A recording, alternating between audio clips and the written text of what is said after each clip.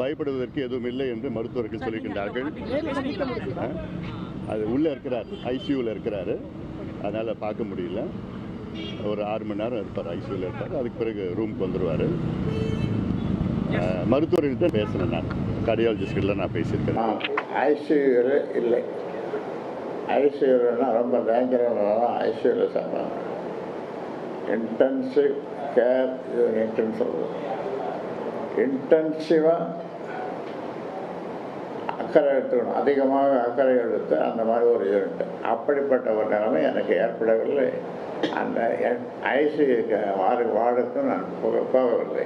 யார் யாரும் உள்ளே போய் பார்த்துட்டு போயிட்டு வாங்க, வந்து பாருங்க இதென்ன எக்ஸிபிஷன்? அது வந்து பாருங்க ஐயாவுடைய உயிரியா, ஐயாவுடைய ஒரு பாதுகாப்பியா? அங்கே அந்த நாங்கள் இருக்கிறப்போ காரிடரோட வரமாட்டானுங்க, விடமாட்டினாங்க.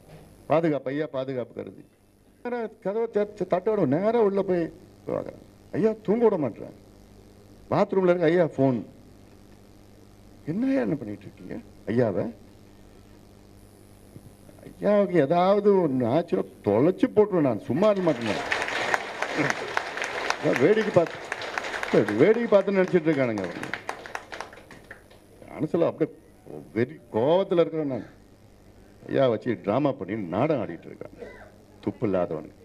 அவர் பேசிய பேச்சுகள் தமிழ்நாட்டில் உள்ள அனைவரையும் ஒழுக்கி இருக்கும், உறுத்தி இருக்கும்.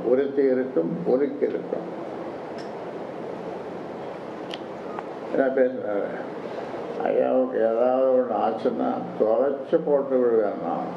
ஒரு மாடு மேய்க்கிற சிறுவன், படிக்காத ஒரு மாடு மேய்க்கிற சிறுவன் கூட இப்படிப்பட்ட சொற்களை, இப்படிப்பட்ட வார்த்தைகளை, இப்படிப்பட்ட கோபம் கலந்த சொற்களை கொட்டியிருக்க மாட்டான். அதனால்தான் நான் முன்புரை நிர்வாகக்குழுவிலே சொன்னேன், இவருக்கு தலைமை பண்பு இல்லை அப்படின்னு. நான் பல முறை சொல்லியிருக்கிறேன். பாட்டாளி மக்கள் கட்சியை தோற்றுவித்தது உழைப்பு என்பது, அதனுடைய சொந்தக்காரன் உரிமை நான்